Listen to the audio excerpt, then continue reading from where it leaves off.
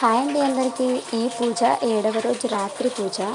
అమ్మవారికి సన్నజాజులు అలాగే మల్లెపూలు చిన్న మాల కట్టి అమ్మవారికి పెట్టాను. అలాగే పువ్వులతో అమ్మవారి అష్టోత్తరం చేశాను.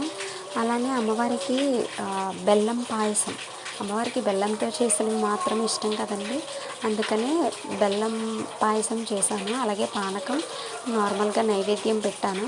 అలాగే 7 దీపాలు, ఉదయం 7 దీపాలు పెట్టాను కదా, 7వ రోజు కాబట్టి సాయంత్రం కూడా 7 దీపాలు. అలాగే లవంగం మొగ్గలతో అమ్మవారికి చిన్న మాల వేశాను. అది నాకు బాగా నచ్చింది. దీపాల వెలుగులో అమ్మవారు ఇంకా అందంగా కనిపిస్తున్నారు.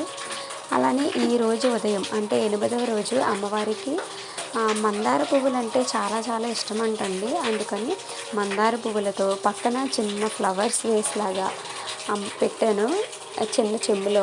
అలానే కొబ్బరి దీపం పెట్టాను ఈరోజు అమ్మవారికి.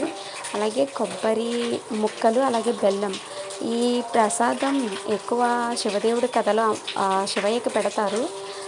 కొబ్బరికాయ బెల్లం కానీ కొబ్బరికాయ పంచదార కానీ పెడతారు.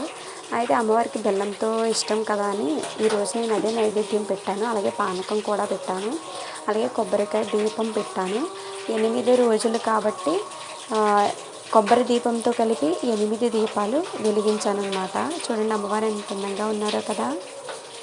నేను కూడా మొదటిసారి చేయటం వల్ల నాకు ఏమైనా డౌట్స్ అది చాలా వస్తూ ఉండేవి. కానీ నాకు అనిపించింది అనమాట, రోజు రోజుకి నేను పూజ చేసుకునే కొలది నాకు ఏది అనిపిస్తే అదే చేసుకునేదాన్ని. ఏ దీపం పెట్టాలనిపిస్తే ఆ దీపం, ఏ ప్రసాదం పెట్టాలనిపిస్తే ఆ ప్రసాదం. అంతేకాని ఏదో వీడియోలో ఎవరో చెప్పారని, ఎవరో చేయాలని, ఇదే చెయ్యాలని నేను ఎప్పుడూ అనుకోలేదు.